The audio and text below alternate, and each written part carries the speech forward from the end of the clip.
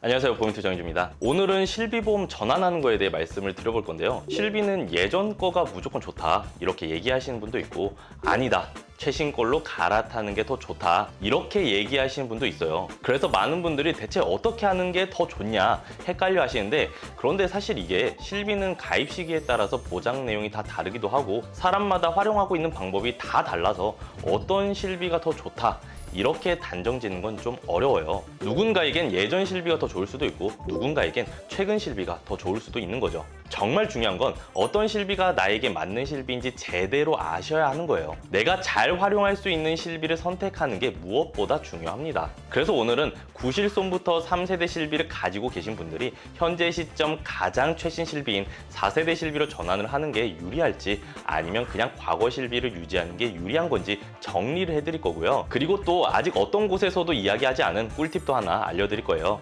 이제 곧 5세대 실비 출시를 앞두고 있는데, 이 5세대 실비가 출시가 되면 출시가 된 이후에 전환을 하는 게 더 유리할 수도 있거든요. 그래서 최적의 전환 시점도 영상 뒤에서 알려드리도록 하겠습니다. 영상 꼭 끝까지 보시고요. 나한테 맞는 실비가 어떤 건지 잘 판단해 보시고 전환을 하시려는 분들은 가장 현명한 타이밍에 똑똑하게 갈아타시길 바랍니다. 그럼 시작해 보겠습니다.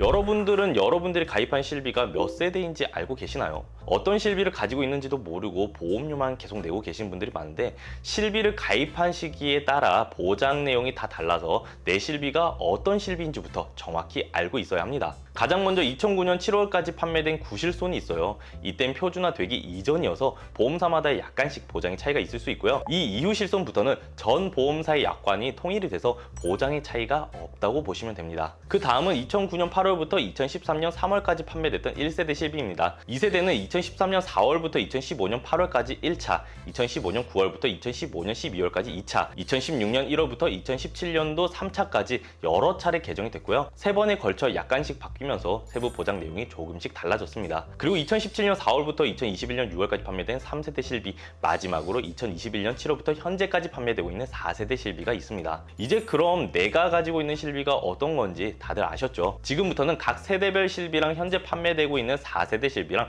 본격적으로 좀 더 디테일하게 비교를 해보도록 하겠습니다. 이것까지 알아야 기존 걸 유지하는 게 좋은지 전환을 하는 게 좋은지 정확하게 판단할 수 있겠죠. 그럼 먼저 구실손부터 4세대 실비랑 비교를 해볼게요. 재가입 주기부터 보면요, 4세대 실비는 재가입 주기라는 게 있어서 가입한 날로부터 5년마다 새로운 세대의 실비로 자동 재가입이 돼요. 예를 들어 가입한 날로부터 5년이 지났을 때 5세대 실비가 판매되고 있다고 하면 5세대 실비로 자동 재가입이 됩니다. 한마디로 내가 4세대 실비를 계속 유지하고 싶다고 유지할 수 있는 게 아닌 거죠. 반면에 구실손은 재가입 주기가 없어요. 유지를 하고 싶다고 하면 만기인 80세 또는 100세까지 유지를 쭉 할 수 있습니다. 보장은 어떨까요? 구실손은 이번의 경우 100% 보장이 되고요. 통원 치료는 5,000원만 빼고 한도 내에서 다 보장이 돼요. 그리고 만약에 일반 상해 의료비 특약으로 가입이 되어 있다면 상해에 대해선 자기 부담금 없이 입통원 치료 모두 100% 보장이 됩니다. 보장만 놓고 본다면 구실손은 흠이 없을 정도로 보이고요. 그럼 이제 4세대 실비도 한번 볼게요. 4세대의 경우 입원 치료는 급여 의료비 20%와 비급여 의료비 30%를 공제하고 나머지를 보장하고요. 통원 치료는 조금 더 복잡한데요. 급여 의료비의 경우 의원이나 병원은 만원과 20% 중 큰 금액을, 종합병원 이상급은 2만원과 20% 중 큰 금액을 공제하고요. 비급여는 병원 크기 상관없이 3만원과 비급여 의료비 30% 중 큰 금액을 공제합니다. 예를 들어 볼게요. 감기로 병원급 기관에서 통원 치료로 급여 9,000원, 비급여 25,000원에서 총 34,000원이 나왔다고 해보겠습니다. 구실손은 자기 부담금 5,000원 빼고 모두 보장이 되니까 총 29,000원이 보장이 되고요. 4세대 실손의 경우 급여는 병원, 의원급은 만원이랑 급여 20% 중 큰 금액을 공제하니까 최소 만원은 공제가 돼야 하잖아요. 그런데 급여 금액이 9,000원이어서 최소 공제금 만원보다 적기 때문에 따로 보장받을 수 있는 게 없고요. 비급여 역시 3만원 또는 비급여의 30% 중 큰 금액을 공제하니까 최소 3만원은 공제가 됐는데 3만원 이하라 보장받을 수가 없어요. 결국 4세대는 보장 금액이 아예 없습니다. 이렇게 4세대는 병원비가 소액으로 나온 경우에는 최소 공제금 때문에 보장을 못 받을 수도 있습니다. 이렇게만 보면 구실손이 훨씬 좋아 보이는데 4세대 실비의 장점이라고 한다면 바로 보험료예요. 구실손의 경우 35세 남성 기준으로 4세대와 비교를 하면 약 2배 이상 보험료가 높은 편이에요. 그래서 병원을 잘 안 다닌다면 오히려 4세대가 더 유리할 수도 있습니다. 이외에도 보장 항목의 경우 4세대는 우울증, 불임 등을 보장해서 구실손보다 더 넓고요. 보장 제한 기간도 4세대는 한도를 다 소진하면 다음 계약일까지는 못 쓰긴 하겠지만 따로 설정된 게 없어요. 반면에 구실손은 1년 보장 후 동일 사고의 경우 영구적으로, 동일 질병의 경우는 약 6개월간 보장을 제한해서 보장의 공백이 긴 편이에요. 그래서 우울증, 불임치료 같이 구실손이 보장하지 않는 질환이 있거나 치료가 길어지는 고혈압 같은 만성질환, 사고의 경우엔 4세대가 더 유리할 수 있습니다. 자, 그럼 과연 구실손을 가지고 계신 분들은 구실손을 유지하는 게 더 좋을까요? 아니면 4세대로 갈아타는 게 더 좋을까요? 아무래도 병원을 자주 다니시거나 비급여 진료를 자주 보시는 분들은 구실손을 유지하는 게 더 좋을 것 같고요. 병원에 거의 안 가는 건강한 분은 보험료라는 고정 지출을 낮추는 게 더 좋을 것 같아서 4세대로 전환하는 것을 고려해 보셔도 좋을 것 같습니다. 본 광고는 심의 기준을 준수하였으며 유효기간은 심의일로부터 1년입니다. 다음 1세대 실비도 비교해 볼게요. 1세대는 재가입 주기가 없어서 다른 세대 실비로 전환하지 않고 만기인 100세까지 쭉 유지할 수 있고요. 앞에서도 말씀드렸는데 4세대 실비는 재가입 주기가 5년이어서 가입 후 5년마다 새로운 실비로 자동 전환이 될 수 있어요. 결국엔 유지를 못할 수도 있습니다. 그리고 본인 부담금도 비교해 볼게요. 1세대는 입원 시 의료비의 10%를 공제하고 보장이 되고요. 통원은 병원 규모별로 다른데 의원급은 만원, 병원급은 15,000원, 종합병원급 이상은 2만원과 의료비의 10% 중 큰 금액을 공제하고 나머지를 돌려줍니다. 거의 100%를 보장하던 구실손과 달리 1세대는 자기부담금이 조금 생겨났죠. 그래서 이때 자기부담금 200만원 상한제라는 제도도 도입이 됐어요. 이게 뭐냐면 자기부담금이 200만원 넘으면 초과분을 환급해주는 아주 좋은 제도예요. 예를 들어 암수술로 입원을 해서 급여 500만원, 비급여 2천만원으로 총 2,500만원이 나왔다고 가정을 해보겠습니다. 4세대의 경우 입원은 급여 20%, 비급여는 30% 자기부담금이 있죠. 그래서 급여 의료비 500만원에 20%인 100만원이 공제가 돼서 400만원, 비급여 의료비 2천만원에 30%인 600만원이 공제가 돼서 1,400만원이 보장됩니다. 그래서 총 1,800만원이 보장되고요. 1세대는 원래대로라면 입원 의료비의 10%인 250만원을 공제한 2,250만원이 보장되죠. 그런데 자기부담금 200만원 상한제로 자기부담금 250만원 중 200만원 초과분인 50만원은 다시 돌려받아요. 그래서 총 보장 금액은 2,300만원입니다. 아무리 치료를 많이 받더라도 한도 내에선 치료비가 200만원만 나오는 거죠. 그럼 4세대는 자기부담금 200만원 상한제가 적용이 안 될까요? 그건 아니에요. 4세대도 적용이 되긴 됩니다. 다만 다른 게 4세대는 1, 2, 3세대와는 다르게 급여에만 적용이 되고 비급여에는 적용이 안 돼요.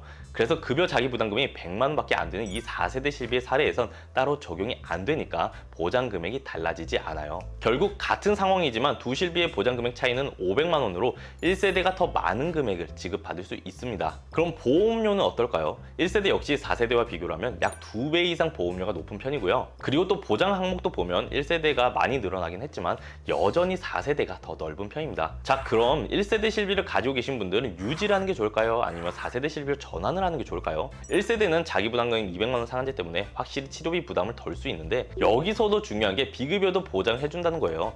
보통 표적항암제라던가 중입자 치료, 로봇 수술 등 최신 의료 기법이나 도수 치료, 비타민 주사 같은 고가의 치료는 비급여로 적용이 되는 경우가 있거든요. 그래서 비급여 치료를 많이 받는다거나 중대질환 염려가 된다면 1세대 실비를 유지하신 것을 권해드리고요. 크게 병원을 잘 안 다녀서 보험료를 좀 줄이고 싶다거나 1세대 실비가 보장하지 않은 항목을 보장받고 싶으신 분은 4세대로 전환하는 것을 고려해 보셔도 좋을 것 같습니다. 다음은 2세대, 3세대 실비를 같이 볼 건데요. 3세대 실비랑 2세대 2차 이후 실비랑 다른 게 거의 없기 때문에 같이 함께 설명드리겠습니다. 2세대 실비부터 중요한 게 생겼어요. 바로 재가입 주기라는 게 생겼습니다.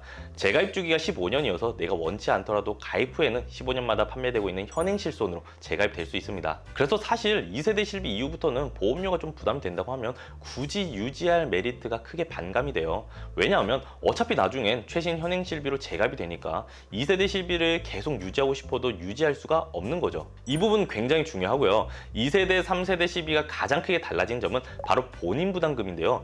2세대 1차 개정 때까지는 1세대와 동일한데 2차 개정부터 변동이 있습니다. 이때부터는 입원 시 비급여 부분의 본인 부담금이 10에서 20%로 올랐고요. 통원 시에도 의원급 만원, 병원급 15,000원, 종합병원급 이상 2만원과 급여 10%, 그리고 비급여 20% 합산액 중 큰 금액을 공제하도록 해서 본인 부담률이 비교적 많이 높아졌습니다. 본인 부담률이 보험료율이 좀 높아지다 보니까 보장이 있었어도 메리트가 좀 떨어지는데, 그래도 자기 부담금 200만 원 상한제가 4세대와 다르게 급여, 비급여 모두 적용되는 게 여전히 큰 장점이에요. 아무리 2,500만 원의 의료비가 나왔다고 하면 200만 원만 공제하고 총 2,300만 원을 모두 공제받을 수 있어서 병원비가 많이 나온다고 하면 2세대, 3세대가 유리할 수 있습니다. 여기까지 2세대와 3세대 실비는 크게 다를 게 없는데요. 3세대가 크게 달라진 점은 바로 비급여 3대 특약이 분리됐다는 거예요. 여기서 3대 비급여는 도수치료, MRI, MRA, 비급여 주사료가 해당이 되는데, 이 항목들은 치료비가 높은 편이고 반복 치료가 쉬워서 과잉진료와 고비용 청구 문제가 발생한다고 보험사가 판단해서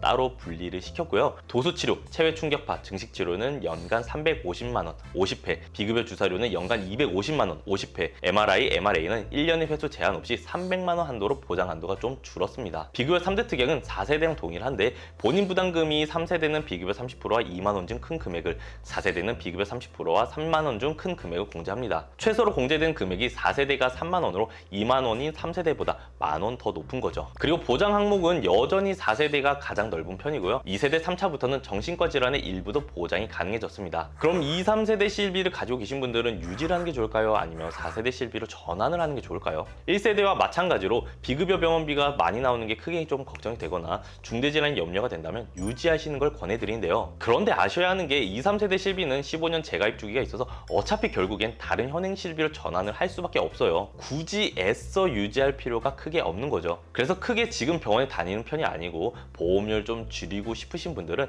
4세대 실비로 전환을 하셔도 좋을 것 같습니다. 개인적으로는 2세대 보험료는 4세대랑 비교해 봤을 때 조금 차이가 나는데, 3세대는 4세대랑 보험료 차이가 아주 크진 않은 것 같아요. 그래서 3세대 실비는 그대로 유지를 해도 좋을 것 같습니다. 그리고 마지막으로 제가 영상 앞에서 꿀팁 하나를 알려드리겠다고 했는데, 그게 뭔지 지금부터 알려드릴게요. 재가입 주기가 없는 구실손 1, 2세대 실비를 가지고 계신 분들 중에 4세대 실비로 전환을 고려하고 계신 분들은 지금 당장 갈아타지 마시고 조금 더 기다리시는 것도 좋을 것 같아요. 왜냐하면 이제 곧 5세대 실비가 출시가 될 텐데, 최근 금융당국에서 구실손 1세대, 2세대 실비는 계약자의 선택에 따라 보험사의 계약 재매입을 통해 보상을 받고 5세대 실비로 전환이 가능하도록 추진하고 있거든요. 물론 4세대 실비에 비해 5세대 실비의 보장이 좀 아쉬운 편이긴 하지만 중증 질환은 달라지는 게 없어요. 그리고 4세대 실비는 어차피 5년 재가입 주기가 있어서 결국 5년 뒤에 5세대 실비로 전환을 해야 합니다. 그래서 오히려 4세대로 전환을 하는 것보다는 조금 더 기다렸다가 5세대 실비가 나오면 그때 재매입을 통해 5세대로 전환을 하는 게 더 유리할 수도 있어요. 재매입을 통해 보상을 받으시고 나서 그 보상금으로 따로 부족한 보험을 추가하시는 것도 좋은 방법이 될 수도 있으니까 함께 고려해 보시는 것도 좋을 것 같습니다. 본 광고는 심의 기준을 준수하였으며 유효기간은 심의일로부터 1년입니다. 오늘은 구실손부터 4세대 실비까지 전반적으로 설명드리면서 기존 실비를 유지하는 게 좋을지 아니면 지금 판매되고 있는 4세대 실비로 전환을 하는 게 좋을지 말씀드려봤는데요. 혼자서 판단하기가 어려우시다면 저희 쪽으로 언제든 편하게 문의 주세요. 여러분들의 상황에 맞게 친절하게 안내드리도록 하겠습니다. 상담이 필요하신 분들은 위에 번호로 연락 주시거나 화면 하단에 카카오톡 채널이나 공식 카페 상담 링크를 통해 편하게 문의하시면 되고요. 또 저희 유튜브 채널에는 다양한 보험 솔루션이 꾸준히 업로드되고 있어요. 다른 영상들도 참고해 보시면 많은 도움이 되실 겁니다. 좋아요랑 구독, 알림 설정을 잊지 마시고요. 모든 분들이 보험을 제대로 알고 똑똑하게 가입할 수 있는 그날까지 늘 정직하고 유익한 정보로 함께 하겠습니다. 감사합니다.